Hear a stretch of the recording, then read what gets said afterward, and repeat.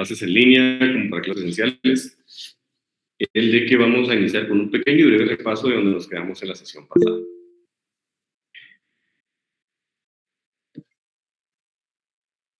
Vamos a dejar de admitir a uno de sus compañeros ahí nada más.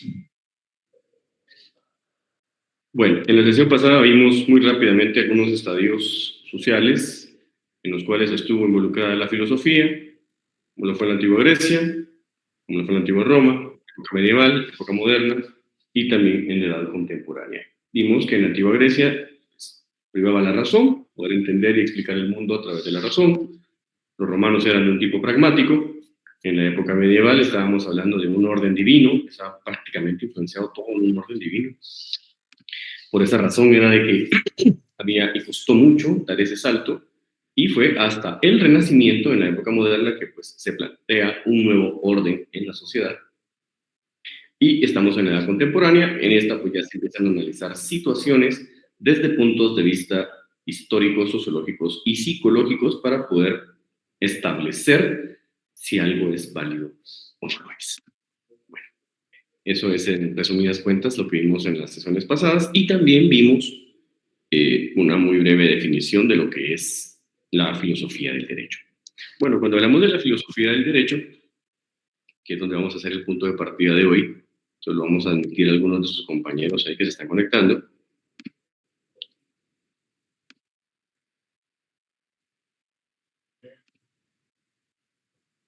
Y así arrancamos ya en materia. Hoy prácticamente vamos a tratar de ponernos al día con las dos sesiones que hemos tenido un poco frustradas. Y en la siguiente sesión, pues que es presencial, vamos a estar totalmente al día con el contenido o con el contenido programático que yo tengo planificado que tengamos en estos días. Vamos a abrir aquí la presentación y arrancamos.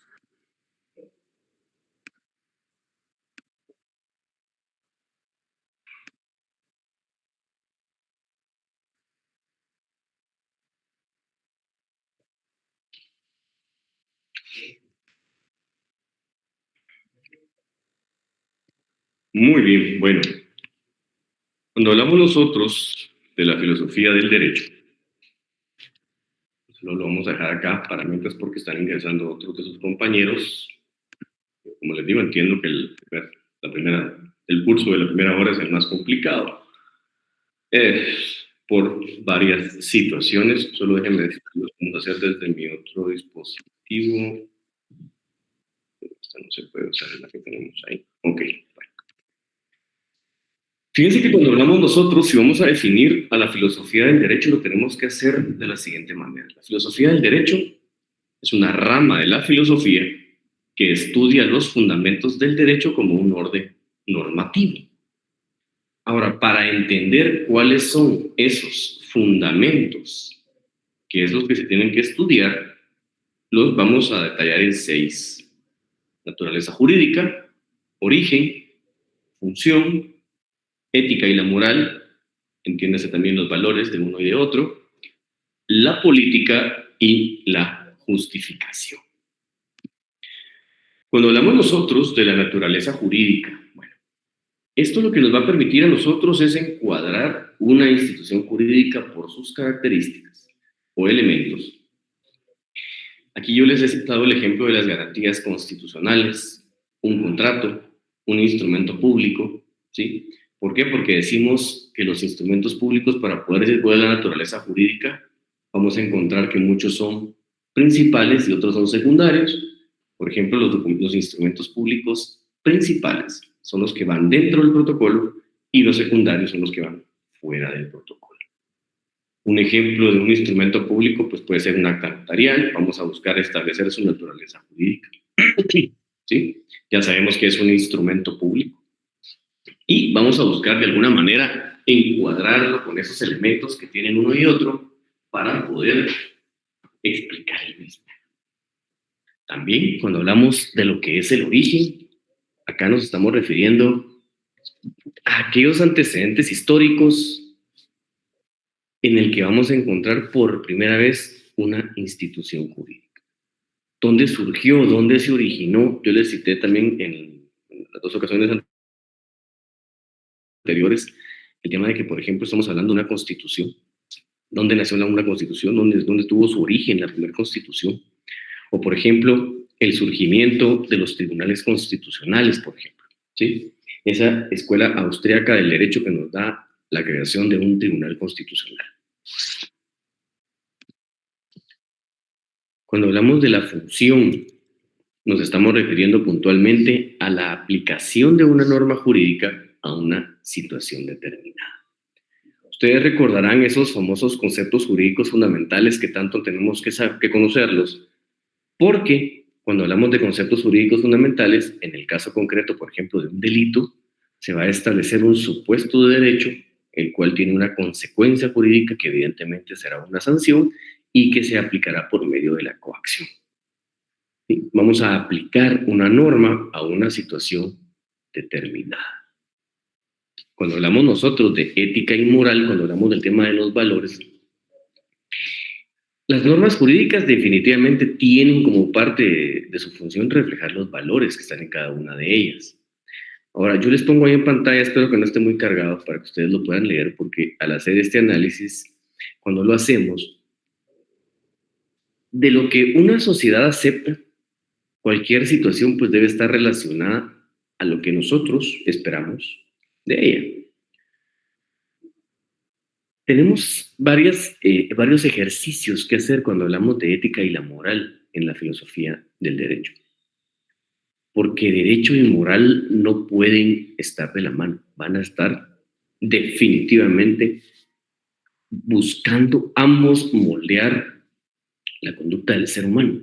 Ambos tienen por objeto moldear la conducta del ser humano, ambos lo que pretenden es darnos un modelo a seguir, pero son distintos.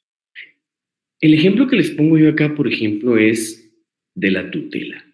¿Sí? Aquellos menores de edad que se han quedado sin papá, sin mamá. O sea, ¿qué esperamos nosotros como una sociedad que pueda pasar con ese menor? Y es que tenga la protección de un círculo familiar, no obstante no están papá y mamá, probablemente fallecieron, antes de que otra persona asuma esa responsabilidad. Eso es lo que esperamos nosotros desde un punto de vista jurídico. Pero ¿qué pasa si, por ejemplo, la única persona dentro de la familia que es con la que se puede rastrear que tiene un vínculo familiar, resulta que no tiene los más mínimos o las más mínimas condiciones viables para que este menor pueda desarrollarse en un ambiente adecuado? Entonces ahí es donde nosotros ya nos damos cuenta, por ejemplo, que aunque nosotros quisiéramos que ese menor esté con un tío, con un hermano, resulta que esta persona no tiene donde vivir. Puede ser que esta persona padezca una enfermedad, puede ser también que esta persona tenga ciertos antecedentes que no le permiten relacionarse con un menor de edad, posiblemente porque tiene algún tipo de conflicto con el ordenamiento jurídico. Entonces ahí es donde nosotros decimos, evidentemente, yo como sociedad lo que busco es la protección de este menor. Lo estamos viendo, el caso es muy sonado, ¿no? Modernamente, con estos señores de la secta Lepta, y por esa razón, creo que nadie se permite. Vamos a darle acceso a sus compañeros ahorita. Entonces, si se dan cuenta, hoy estaban platicando de un menor que viajó, un familiar desde Israel, para convertirse en la familia ampliada. Entonces decimos nosotros, eso es lo que nosotros buscamos que refleje una norma. ¿Sí? Esta menor de edad ahora, si bien es cierto, pues por circunstancias que tal vez no conocemos a ciencia cierta, este menor ahora ya está con una familia ampliada, con una familia adecuada, con personas que lograron documentar posiblemente que ellos sí pueden darle ciertas condiciones de vida adecuadas al menor, y es ahí donde decimos que tenemos que separar a la moral y al derecho. ¿Por qué? Porque ambos van de forma paralela buscando moldear, darnos un modelo a seguir, darnos de alguna forma un camino para moldear la conducta del ser humano, con la diferencia de que uno es aplicado de una manera, y cuando digo uno es aplicado de una manera me estoy refiriendo al derecho, Y el otro, pues no tiene esa misma posibilidad de que se ejerza una coacción para poder aplicarlo, sino que por el contrario, el otro lo que tiene a su alcance es el rechazo, por ejemplo, posiblemente de la sociedad. Entonces tenemos que hacer ese ejercicio siempre, ¿no? De dejar de lado o separarnos al derecho de la moral. Esto es lo que específicamente tenemos que analizar desde el punto de vista de la filosofía del derecho. Cuando hablamos de la política, pues aquí lo que hacemos es un análisis a profundidad de cuáles son aquellas condiciones, aquellas circunstancias internas dentro de un Estado por los cuales se ha otorgado un orden jurídico, y en este pues vamos a ver reflejadas las distintas ideologías existentes. Yo siempre pongo de que es evidente de que para poder alcanzar el poder en un ordenamiento jurídico de un Estado, lo vamos a hacer a través de los partidos políticos. Creamos una figura de los partidos políticos y evidentemente cada uno de estos partidos políticos tiene una ideología distinta o similares en algunos casos. Vamos a encontrar que hay algunos que son de izquierda, otros que son de derecha, otros que son de centro izquierda, otros de centro derecha. Ahora ya se habla de algunas otras clasificaciones un poco más actualizadas y modernas, ¿sí? Ya no hablamos tanto de izquierdas y derechas en muchos casos, sino que ya hablamos, por ejemplo, de sociales cristianos, sociales demócratas. Encontramos ese tipo de figuras que posiblemente ustedes ya las analizaron cuando vieron el curso de ciencia política.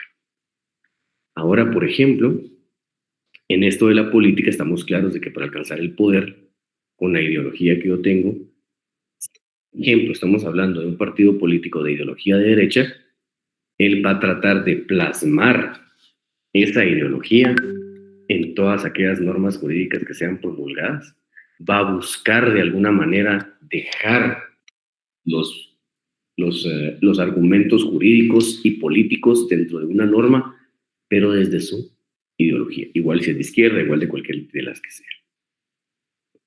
Cuando hablamos de la justificación, bueno, aquí cuando hablamos de la justificación específicamente nos estamos refiriendo a que cuando vamos a promulgar, a emitir una norma jurídica, todos los estados tienen una consideración, o cualquiera que esté llevando a cabo el ejercicio tiene una motivación o consideración para poder hacerlo.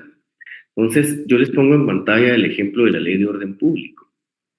¿Para qué nos sirve a nosotros la ley de orden público? Miren, esta es una norma jurídica de carácter constitucional y lo que viene a establecer es aquellas circunstancias excepcionales en las que el poder o gobierno va a poder limitar las garantías fundamentales de los individuos. Y cuando me refiero a poder limitarlas, ustedes recordarán cuando se habla de la llamada crisis constitucional, que son los estados de excepción, es que quedan limitadas, suspendidas por cierto tiempo, algunas garantías fundamentales para poder ejercerlas, para poder llevarlas a cabo plenamente, pero esto evidentemente, como les digo, se hace solamente con una justificación. ¿Qué motivación o qué consideró el legislador para poder promulgar una norma de esa naturaleza? Es, primero, de que no hay ningún derecho que sea infinito. No lo hay, no pueden ser infinitos.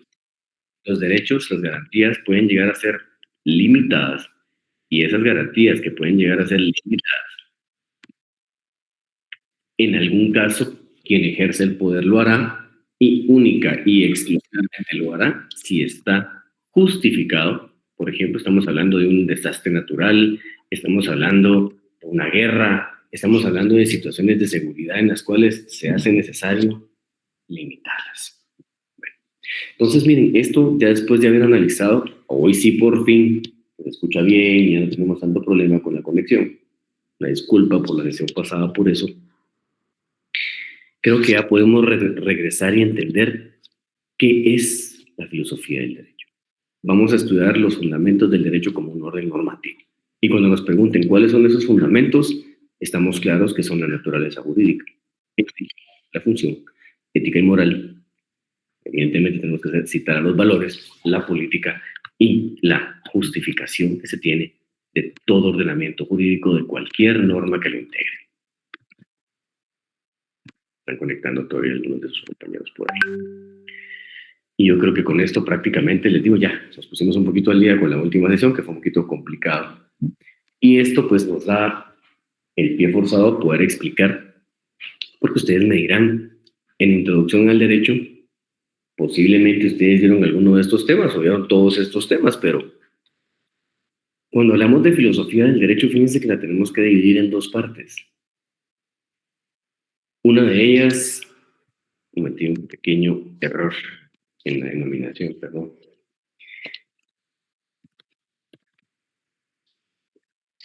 Cuando hablamos de filosofía del derecho, la tenemos que dividir en dos, en filosofía mayor y en filosofía menor. Cuando hablamos nosotros de filosofía mayor, estamos hablando de los fundamentos del derecho como un orden normativo, que es lo que la doctrina denomina teoría general del derecho. Y también encontramos a la filosofía menor. Esa filosofía menor se refiere a los conceptos básicos. Y acá, si tuviéramos que separar a una de la otra, o cuál es la denominación que nosotros lo vamos a encontrar, la filosofía menor es la introducción al estudio del derecho. Doctrinariamente así es como se separan una de la otra. No sé qué libro, si utilizaron algún libro, texto o de todos los libros que están recomendados en el programa de estudios, ustedes pudieron haber utilizado en Introducción al Derecho 1 y 2 porque el curso así se denomina. Incluso nuestro programa de la malla curricular lo denomina de esa forma, Introducción al Estudio del Derecho, que lo hace particularmente de una forma muy interesante porque nos lleva inmersos en varios temas, pero únicamente en conceptos básicos.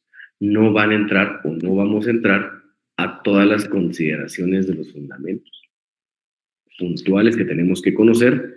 Eso ya lo vamos a desarrollar en la teoría general del derecho. Los aspectos que hoy vamos a ver filosóficos que tiene la propia filosofía para poder llevar a cabo una relación, o qué relación tienen las ramas de la filosofía con la filosofía del derecho, que es el tema que vamos a entrar.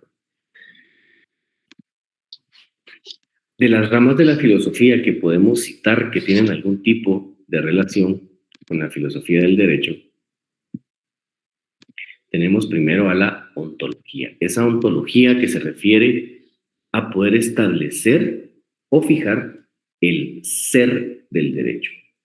Y cuando lo tenemos que traducir en un orden de ideas, es que aquí vamos a identificar cuál va a ser el objeto sobre el cual vamos a llevar a cabo un análisis. Aquí vamos a buscar el ser. Cuando decimos nosotros que vamos a buscar el ser, el ejemplo más gráfico que podemos encontrar es cuando se va a llevar a cabo una investigación jurídica y nosotros vamos a hacer un trabajo de tesis y vamos a determinar un problema, ¿sí? Entonces, ¿cuál va a ser el objeto de estudio? El ser del derecho es el objeto de la ontología. Cuando ustedes redacten, por ejemplo, su plan de investigación de una forma muy clara, cuando ustedes planteen el problema, pueden colocar desde un punto de vista ontológico el presente trabajo, su objeto de investigación es, y ustedes ahí ya colocan, cuál va a ser el problema, que ustedes quieren investigar. Por ejemplo, ustedes quieren investigar un problema que puede ser, un ejemplo que se me ocurre ahora nada más, que ha estado muy de moda, la nominación que hace el presidente de la República de los gobernadores departamentales, por ejemplo. Un ejemplo nada más, por supuesto. ¿Sí? Podrían ustedes en ese caso hacerlo de esa manera. ¿Por qué? Porque al final de cuentas, el sentido o razón por la cual ustedes van a llevar a cabo ese trabajo de investigación es determinar cuál es el ser del derecho, cuál es el objeto que quieren llevar al análisis jurídico.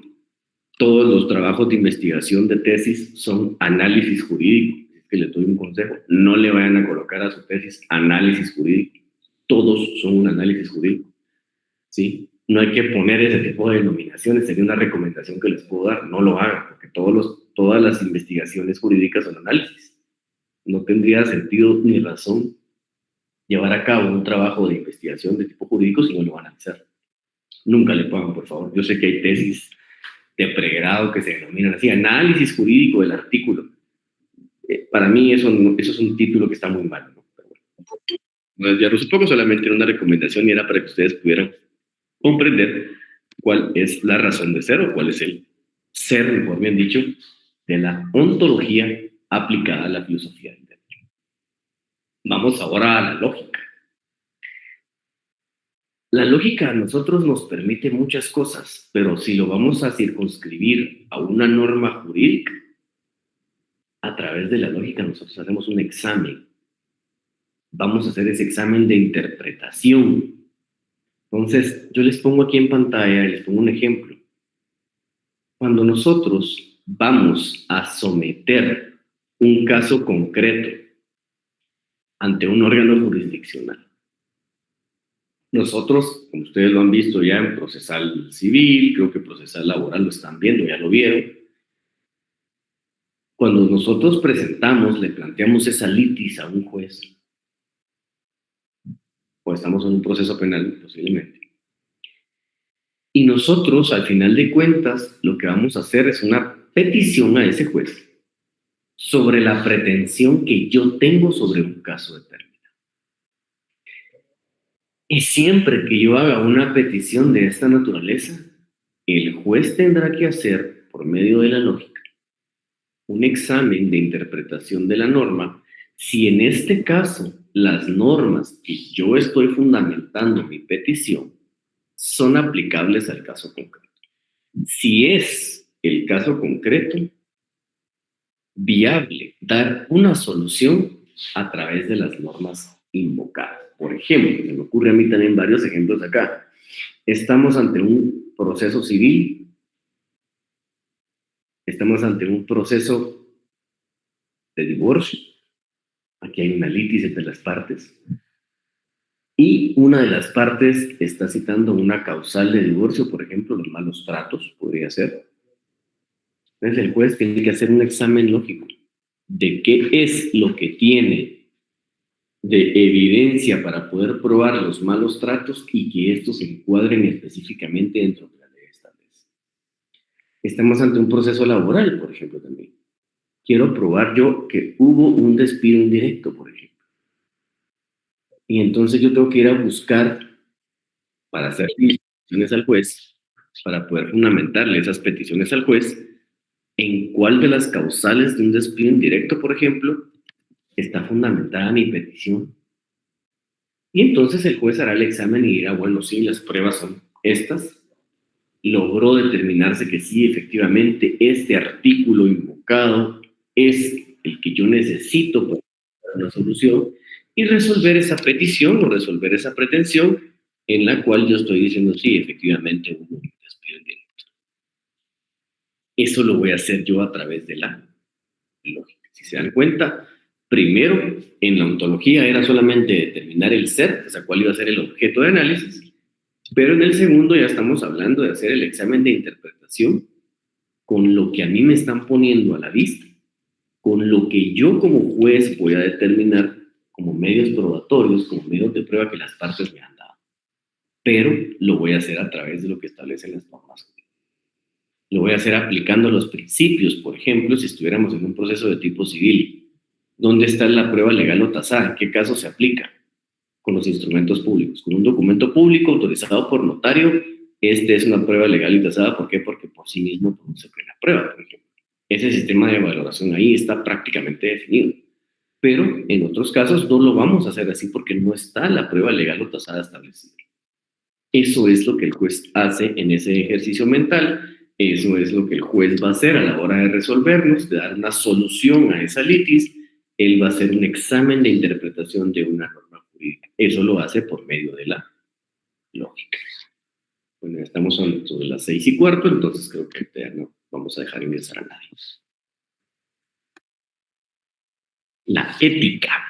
Bueno, si en la ontología habíamos establecido el ser del derecho, en la ética nos vamos a topar que el objeto es el deber ser del derecho.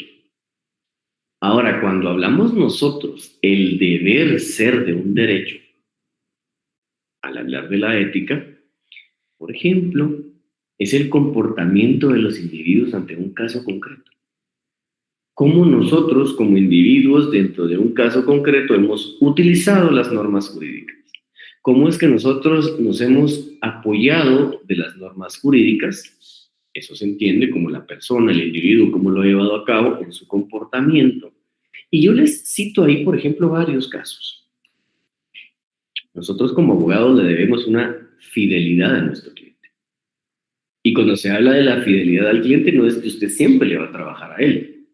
Significa que usted no va a vulnerar, que usted no va a violentar, de que dentro de un proceso, usted era el abogado de una de las partes, usted no dejando de lado los postulados que tiene el decálogo que tiene el abogado, e incluso nuestro código de ética profesional lo establece, nosotros no podríamos ahora asesorar a la otra.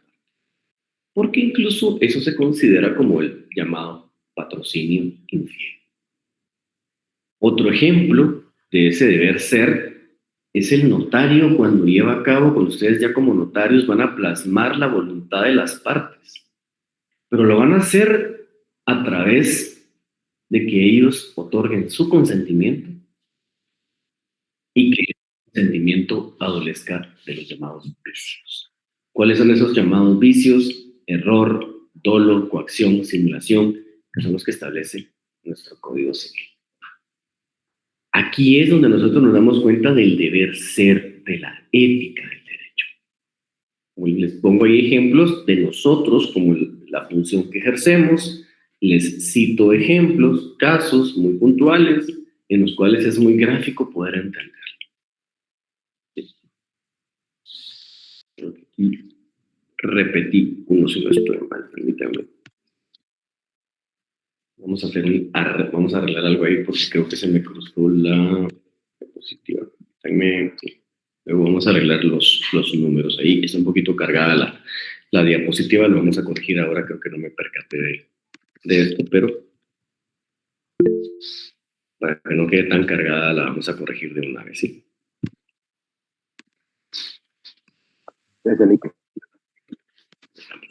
Ahí se mira un poquito mejor, creo yo también para ustedes. Vamos a ver ahora el método. Fíjense que acerca de la metodología jurídica se han dicho, pues, o se han establecido muchos autores sobre este tema. Yo particularmente me voy a circunscribir solamente a citarles dos porque es extensísimo podernos hablar de la metodología jurídica. Sería exagerado ponernos a hablar de todo esto, pero a mí me gustan mucho estos dos razonamientos. Uno que hace Fixamudio, yo no sé si alguien estaba pidiendo la palabra por ahí o estaban escribiendo, pero de que ya no corrieron las diapositivas, dice, no sé si no se ve, pero espero me dicen ustedes, porque si no ven ahí donde dice método, yo creería que eso es lo que tienen en pantalla. Ahorita ya, licenciado, es que estaba la diapositiva anterior, pero ahorita sí ya está bien. Ok, muchas gracias.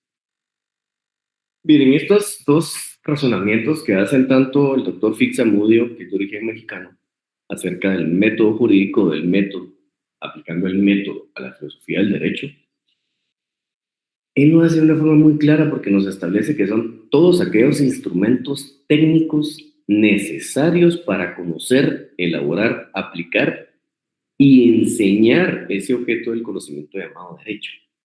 O sea, aquí nos está diciendo Fixamudio que el método jurídico es todo aquello de lo que yo me voy a apoyar para poder conocer el derecho. Segundo, para poder elaborar derecho. Entiéndase, la creación de una norma. Tercero, aplicar esa norma. Y por último, enseñar ese ejercicio que hago, por ejemplo, acá con ustedes el día de hoy, que va a ser la colega que viene después o el colega que viene después, colega docente que viene después, son todas aquellas metodologías que nosotros utilizamos para poder enseñar. ¿Por qué? Porque el rol que desempeñamos en este momento específicamente es ese. Entonces, en el método jurídico, yo voy a utilizar instrumentos técnicos que a mí me permiten que para ustedes estos temas sean de fácil o que sean lo más sencillo para ustedes, o que si son temas muy complejos, que son temas muy, por decirlo así, complejos, nos estamos refiriendo no que sea difícil, sino que estamos hablando de temas que tienen una o dos, tres variables para poder entenderlos, que es la filosofía del derecho. Creo que este es el ejemplo típico, ¿verdad? Pero cuando ustedes están ante un caso penal, ustedes no solamente van a analizar una situación jurídica, van a hacer el análisis de una situación jurídica compleja. ¿Por qué? Porque tiene varios elementos. Ustedes ahí van a tener que, por ejemplo, analizar si específicamente la persona cometió un homicidio porque estaba en un estado de psiquis, de emoción violenta que lo llevó y provocó que él llevara a cabo quitarle la vida a otro, por ejemplo. Cosas como esas son las que nosotros tenemos que considerar cuando hablamos de una situación jurídica compleja. Ahora, una situación jurídica que solo sea de un análisis muy pequeño, muy breve, muy sencillo, por ejemplo, sería entender el homicidio, por ejemplo, nada más. Sí, el homicidio es quitarle la vida a otro, con la intencionalidad de quitarle. Ahora, para yo poder entender si es una situación jurídica compleja, cambia cuando es un asesinato. ¿Por qué? Porque en el asesinato yo le quité la vida a otro, pero yo planifiqué quitarle la vida al otro. Yo le di un seguimiento por varios días de cuáles eran sus rutinas, cuáles eran sus hábitos, de dónde comía, dónde iba, qué lugares frecuentaba, dónde vivía, qué personas eran las que se relacionaban con él. Entonces yo planifiqué quitarle la vida. Esas son situaciones jurídicas en las cuales yo tengo que apoyarme en esos instrumentos técnicos necesarios. Si yo les preguntara a ustedes de qué se apoyarían, por supuesto de la bibliografía. Por ejemplo, ustedes dicen, bueno, mire, es que él le quitó la vida al otro, pero lo hizo en legítima defensa. Él pretendió repeler, vio que la persona se dirigía hacia él con un arma de fuego, él fue más rápido, desenfundó su arma y le quitó la vida. Lo primero que tenemos que hacer es apoyarnos de la teoría del delito, por ejemplo.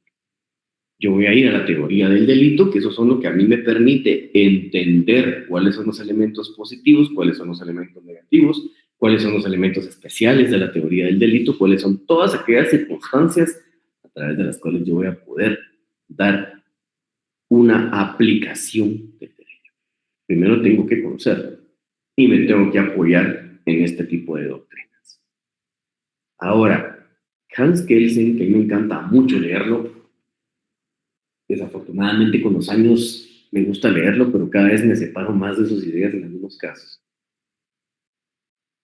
Pero cuando Hans Kelsen se refiere al método con relación al derecho, él lo hace ver, pero como que el método debe ser normativo, pero no para crear normas. No es un método de creación de normas, sino que al método de la filosofía aplicado al derecho lo vamos a utilizar para captarlas o entenderlas. Eso es lo que nos dice Kelsen. Para Kelsen, recuérdense que él es positivista, uno de los positivistas, de los emblemas del positivismo, de los positivistas, pero sí tenemos que apuntar de que él dice que el método nos va a servir como algo normativo, sí, pero no entendido en la creación de normas, sino para poder entenderla. Ahora, si nosotros tuviéramos que dar una explicación muy sencilla, entonces teníamos que decir que el método nos va a permitir crear, aplicar, enseñar e investigar. Eso es a lo que se refiere el método desde el punto de vista jurídico, o aplicando el método desde la filosofía a lo que nosotros conocemos como la filosofía del derecho. Solo quiero ver si no me confundí aquí con los números. No, está muy bien. Solo voy a quitar un numerito ahí que está de más. Permítanme.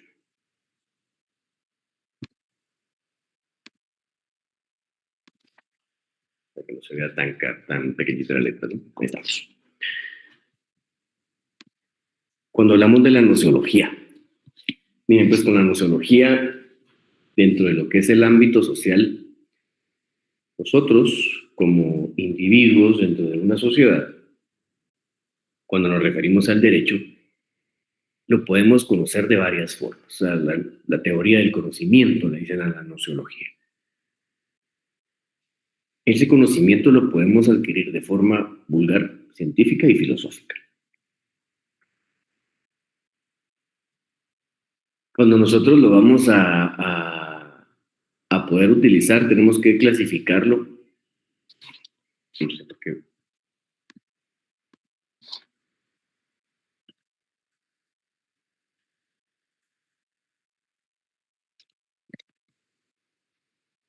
No sé por qué me cambió algunas palabras esto, seguramente redacté muy rápido, disculpen.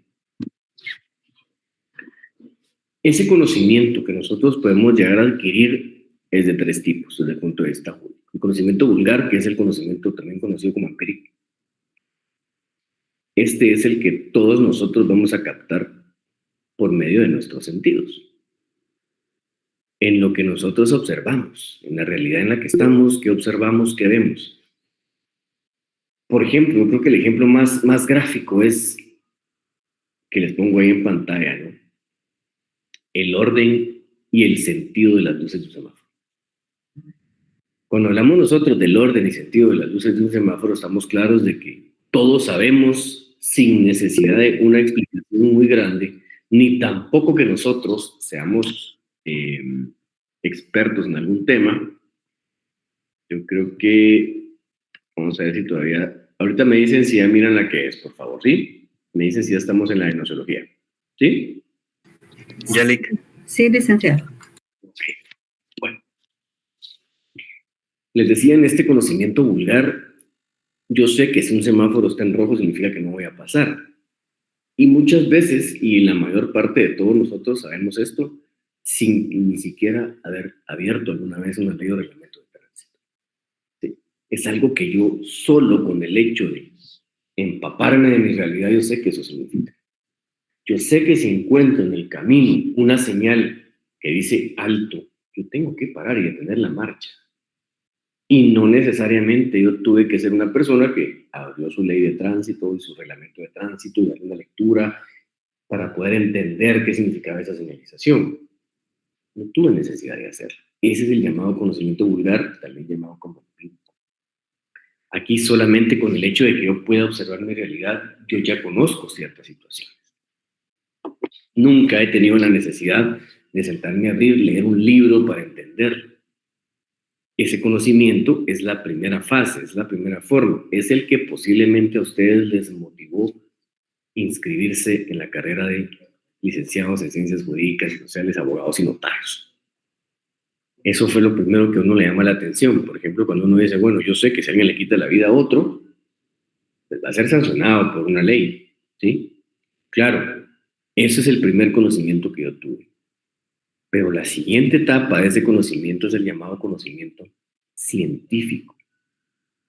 Ese conocimiento científico, que es el que también se le denomina como racional, dentro de las diferencias que tiene al vulgar, en este, el individuo ya conoce las normas jurídicas por medio de la razón. ¿Qué significa esto? Que ya nosotros hicimos ese ejercicio que nos dice la filosofía del derecho, en la cual yo voy a hacer un objeto de análisis, yo voy a llevar a cabo, voy a entender cuál es el ser, cuál es el deber ser, cómo voy a llevar a cabo mi proceso en este tipo de situaciones, qué es lo que yo espero de este tipo de casos en concreto, pero es, por ejemplo, el docente y el estudiante, lo que hacemos nosotros, lo que estamos haciendo el día de hoy, nosotros ya estamos en conocimiento científico. Ahora, ese conocimiento científico, que ya no es un conocimiento básico, es el que aplica el abogado que está litigando un proceso. Es el abogado que dice, bueno, yo conozco de este tema, yo sé que existe jurisprudencia en materia constitucional, o por ejemplo, yo sé que existen fallos de casación que yo puedo citar en este caso concreto. Es porque él ha llevado a cabo un estudio de lo que es el derecho. El notario, cuando le da la forma a la voluntad de las partes, él lo que hace es tomar la voluntad de las partes y encontrar la figura jurídica en la cual él va a plasmarlo, en el cual él va a hacer un documento que es plenamente válido. Es la voluntad de las partes la que se está plasmando. Mire, nosotros lo que queremos hacer es una compraventa con pacto de reserva de dominio. Nadie le va a decir eso a uno. ¿Qué es lo que le van a decir? Mire, yo lo que quiero es vender este bien inmueble, pero que la persona no tome posesión hasta que yo me muera.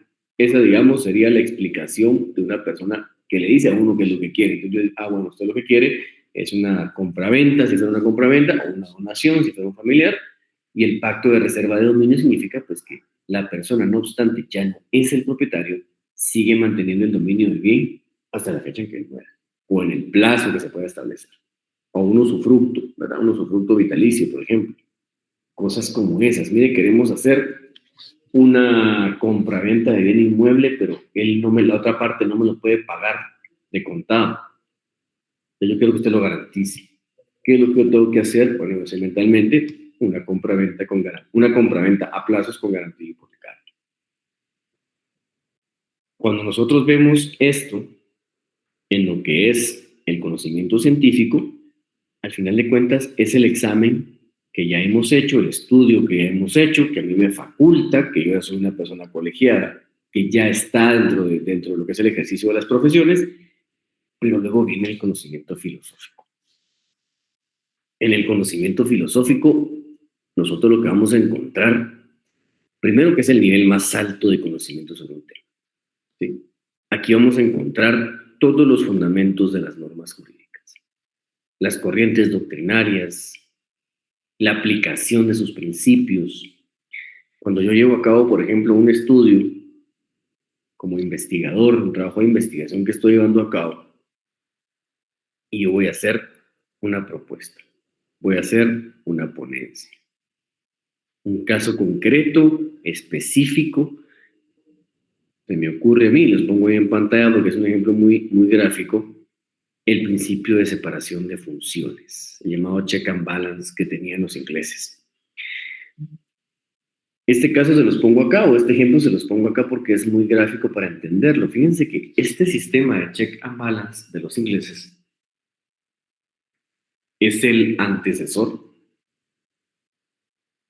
de el sistema de frenos y contrapesos de Montesquieu. Montesquieu era francés, a él le llama particularmente la atención que los ingleses tienen un sistema, tienen un principio básico en el ejercicio del poder que se le conoce como el check and balance, que es la separación de funciones de todos los individuos que están ejerciendo el poder. Y aquí es el punto de partida que él toma para hacer una propuesta, para hacer una nueva ponencia. Esa nueva ponencia es el sistema de frenos y contrapesos. Él dice, tenemos que colocar un sistema en el cual, no obstante, el poder está dividido y en esas funciones estamos claros que es la de legislar, la de administrar y la de impartir justicia. Esas son las funciones que tiene muy, muy básicas el poder y las voy a separar. Pero para que no choquen, para que haya una buena correlación o para que no haya una que se vaya encima de la otra, lo que vamos a hacer es que las vamos a colocar de forma horizontal a las tres y lo que vamos a hacer es que una controla a la otra y la otra controla a la anterior. Y la que queda por fuera también puede controlar a las otras y estas dos la pueden controlar a él. Esto es lo que nosotros hacemos a través del llamado conocimiento filosófico. Cuando nosotros tomamos un objeto, tomamos un tema, y lo que vamos a hacer es, vamos a hacer una propuesta nueva, una ponencia distinta. Voy a citar otro ejemplo en este conocimiento filosófico de lo que son las nuevas ideas. Recuerdan que hablábamos del tema renacentista, ¿no? Miren, en el Renacimiento, por ejemplo, que se dio la idea de cambiar el orden en el que se vivía, el orden político, ¿no? El orden, la estructura del Estado la queremos cambiar. Se formula la idea de tener una república, algo que vaya distinto a la monarquía. La monarquía, estamos claros que es un rey, es hereditario el ejercicio del cargo. En cambio, en este nuevo sistema de la república no es así. Ahora, ¿dónde nosotros tomamos estas ideas para poder analizarlas? Los creadores de la república en su primera forma o en su forma más básica fueron los romanos, la antigua Roma. Esa primera forma de república de la antigua Roma evoluciona con la Revolución Francesa, con la República Moderna, lo que nosotros conocemos ahora como república, o se materializa con lo que es la nueva república. Incluso les diría, con la misma independencia de los Estados Unidos, conseguimos nosotros tener muy claro un nuevo orden. Pero esto no se hizo por conocimiento empírico o vulgar. Esto no se hizo por un conocimiento científico de tipo racional, sino que aquí ya estamos nosotros tomando un tema y vamos a hacer una ponencia. Nosotros ya vamos a crear algo distinto, algo nuevo. Vamos a, por ejemplo, crear una norma jurídica nueva dentro del ordenamiento jurídico que vemos que es necesaria porque nosotros tenemos y reunimos las condiciones. Hemos analizado un caso concreto. Yo les ponía a ustedes el ejemplo.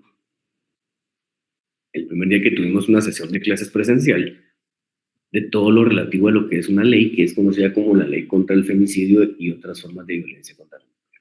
Por ejemplo, tuvo que pasar por mucho estudio, por mucho análisis, el que pudiéramos nosotros llegar a la conclusión que era necesario tener esa normativa. Crear una nueva norma. ¿Sí? Aquí no estábamos hablando nosotros de aplicar la norma porque tenemos el conocimiento de que la norma existe. En el conocimiento filosófico yo lo que estoy haciendo es una nueva ponencia. Estoy haciendo un planteamiento distinto. Aquí yo ya estoy llevando a cabo el ejercicio en el nivel más alto del conocimiento. ¿Por qué? Porque yo ya estoy aplicando el conocimiento que tengo para poder llevarlo a una ponencia nueva. El método creo que ya lo habíamos visto, ¿verdad? Ustedes se lo dejan ver a los que no sé por qué está revuelto esto. Sí, eso lo habíamos visto el método. Okay.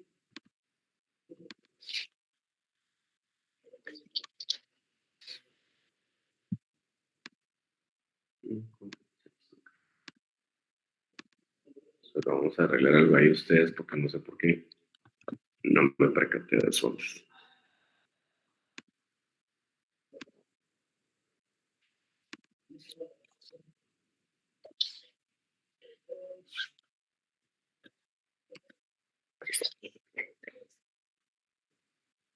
Vamos ahora a lo que es la semiología. Fíjense que con la semiología es muy básico lo que tenemos que entender. Lo que estamos aquí identificando con la semiología es el lenguaje jurídico, el significado del mismo, de las palabras que estamos utilizando. Yo sé que posiblemente ese tema ya no se utiliza en el lenguaje actual de esa forma, pero ubiquémonos que esta figura de la servidumbre, que ustedes ya vieron en Derechos Reales, en Derecho Civil 2, cuando nosotros vemos este tema nos identificamos que pueden haber servidumbres de paso, de acueducto, etc. Pero es lo que nosotros ya entendemos y eso es lo que hace la semiología jurídica. Porque en otros ámbitos de personas que no conocen de este tema, cuando ellos ven servidumbre, algunos otros lo que van a decir o van a pensar es en otro asunto distinto.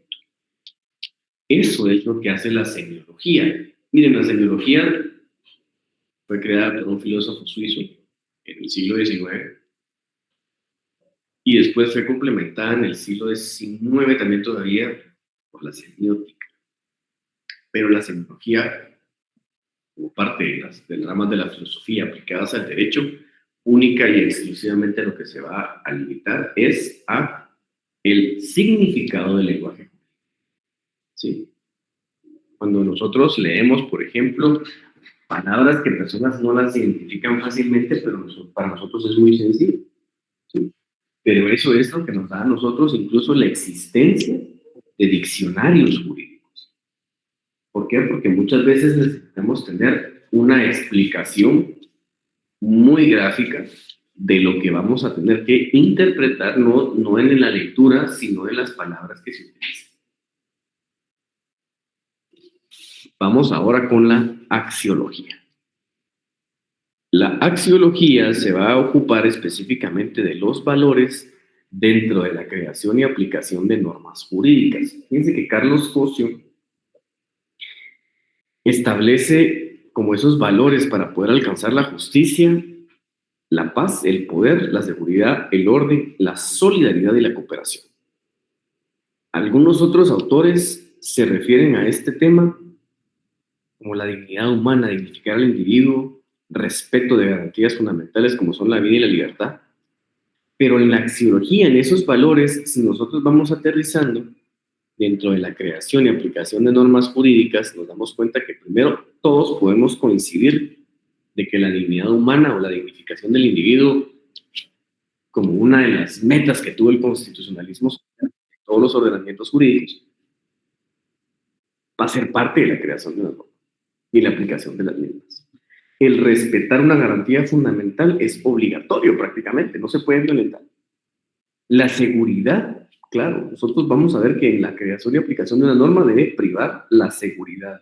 Y esa seguridad muchas veces hay que entenderla como seguridad jurídica, como ese principio constitucional de seguridad jurídica, que es la confianza que siente el individuo para con su ordenamiento jurídico, ¿verdad? El orden. Cuando nosotros decimos el orden, no necesariamente es que estemos ordenaditos en una fila, no se refiere a eso, sino que ese orden es a establecer conductas en las cuales yo voy a llevar a cabo un rol. Porque hablábamos un poquito de eso hace unos días también. Cuando hablamos de poder, específicamente es quién lo va a ejercer, cómo lo va a ejercer, cómo va a alcanzar el poder, cuánto tiempo lo va a ejercer. Hace poco, ¿no?, estuvo el tema de magistraturas y nosotros vemos que esos valores que se tienen dentro de lo que es el ejercicio de una magistratura, sabemos de que hay un periodo constitucional de 5 años para que se puedan ejercer los mismos. ¿Cuál es eso? Que haya una alternabilidad en el ejercicio del poder. Eso es lo que se va a encontrar. Cuando vemos nosotros solidaridad, la solidaridad desde un punto de vista axiológico, para alcanzar la justicia, nos estamos refiriendo a que el individuo no necesariamente se va a apoyar de otro, sino que lo va a hacer a través del ordenamiento jurídico. El ordenamiento jurídico es el cual me va a dar a mí los medios, mecanismos de protección, me va a otorgar, por ejemplo, figuras jurídicas a través de las cuales yo podré alcanzar ciertas o ciertos satisfactores. Igual con la cooperación.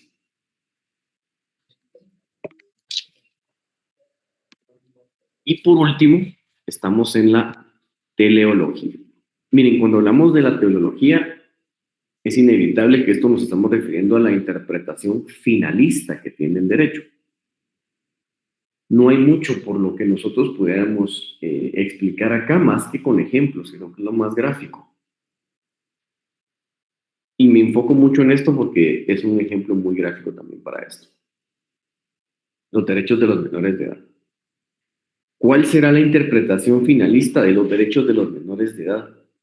Miren, hay un principio que se le conoce como el interés superior del niño.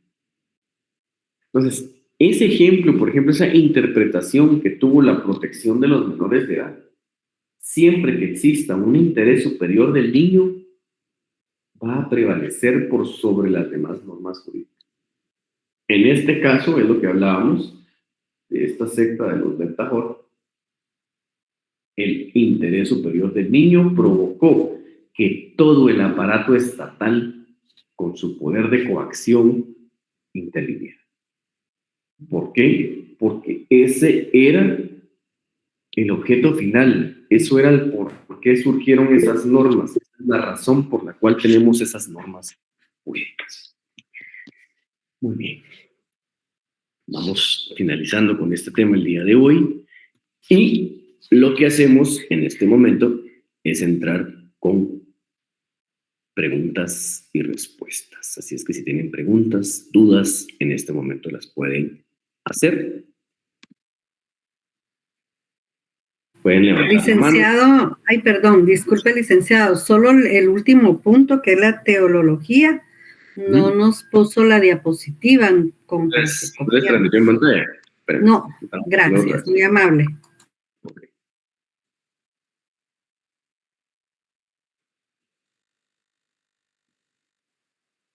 Ok, yo creo que ahí la pueden ver ahora. Igual yo les voy a compartir el material del día de hoy al finalizar la clase. Yo lo voy a compartir en Classroom y también lo voy a compartir por el grupo de WhatsApp. Les voy a enviar por ahí el programa del curso, aunque pues eso ustedes lo pueden descargar de la página oficial de la facultad, en Derecho Cloud. Ahí lo pueden encontrar, igual se lo voy a compartir yo por esa vía. Si ustedes tienen alguna pregunta o duda sobre los temas que vimos el día de hoy, en este momento las pueden hacer, y si no, pues finalizamos ya el día de la clase.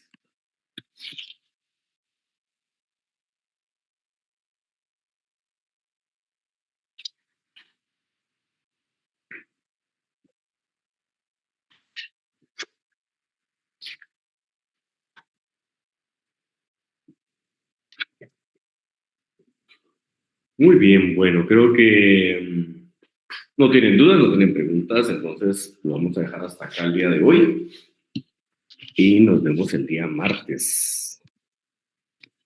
Como les digo, el día martes ya otra vez nos ponemos al día con el programa del curso prácticamente, ¿no? Ahorita solo vamos un temita atrás, pero el día martes lo complementamos y ya al día. Ahí pidió la palabra alguien, si no estoy mal, no sé quién pidió la palabra o se le levantó la mano. Hay alguien conectándose todavía, bueno.